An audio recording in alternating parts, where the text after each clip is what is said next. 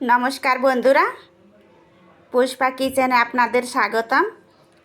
আজ বানাবো মোমোজ।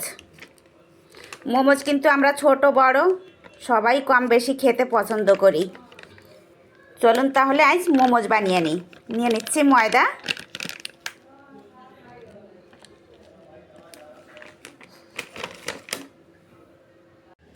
নিয়ে নিয়েছি। এখন এর মধ্যে দিয়ে দেব কিছুটা লবণ আর একটু তেল দিয়ে দেব।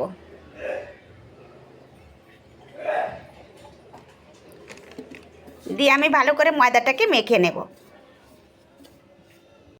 ময়দাটা আমি 2 মিনিটের মতো মেখে নিয়েছি। মাখানো হয়ে গেছে। এখন এর মধ্যে সামান্য পরিমাণ করে জল দিয়ে মেখে নেব।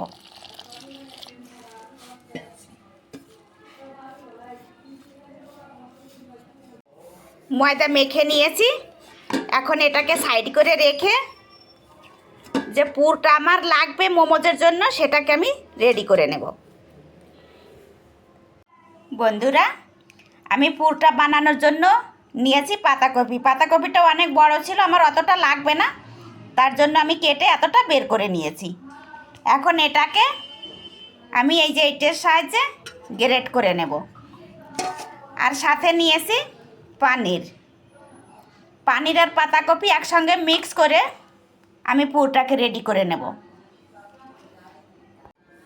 দেখুন, এই যে কপিটা আমি এরকম করে গ্রেট করে নেব।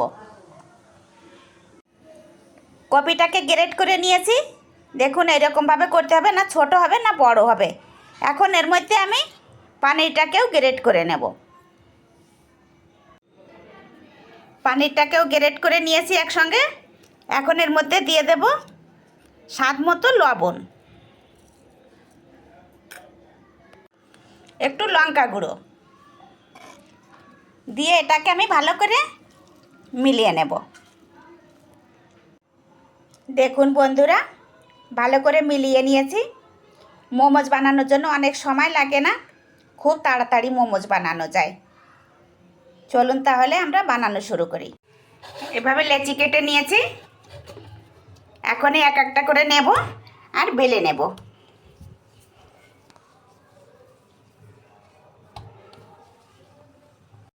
দেখুন, এভাবে বড় করে রুটি বেলে নিয়েছি, না বেশি পাতলা না বেশি মোটা।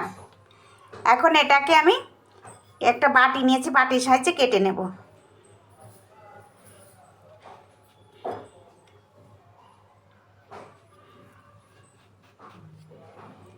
এরকম করে সব আমি কেটে নেব। কেটে নিয়েছি। এখন এই বাকি অংশটাকে আমি তুলে নিচ্ছি।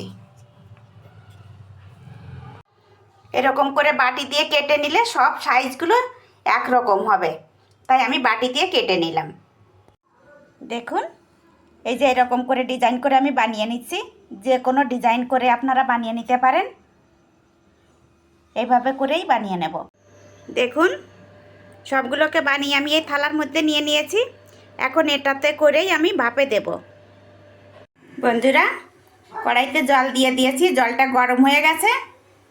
এখন এরপরে দিয়ে দেব আমি থালাটাকে ধরে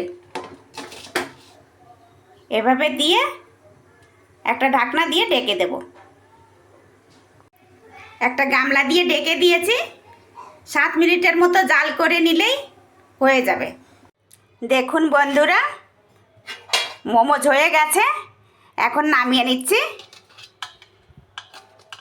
দেখুন কত সুন্দর হয়েছে।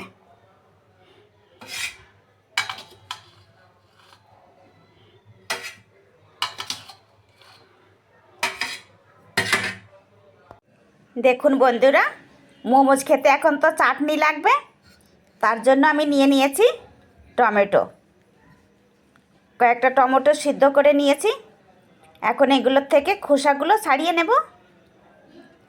ছাড়িয়ে মিক্সার জারে দিয়ে এগুলোকে ভালো করে গ্রাইন্ড করে নেব। সাথে আছে কিছু শুকনো লঙ্কা আর কিছু রসুনের কলি আছে, এক টুকরো আদা। এখন টমেটোগুলো ভালো করে ছিলে নিয়ে নিচ্ছি। দেখুন বন্ধুরা, তৈরি হয়ে গেছে মোমোজ, সাথে চাটনি। চাটনিটা খেতে কিন্তু দারুণ লাগে, দারুণ হয়েছে বন্ধুরা। বাচ্চারা কিন্তু মোমোজ খেতে খুব পছন্দ করে। এভাবেই খুব সহজে বানিয়ে ফেলুন ঘরে, আর সবাই মিলে এনজয় করুন। মিলছি অন্য কোনো রেসিপির সাথে। বাই বন্ধুরা।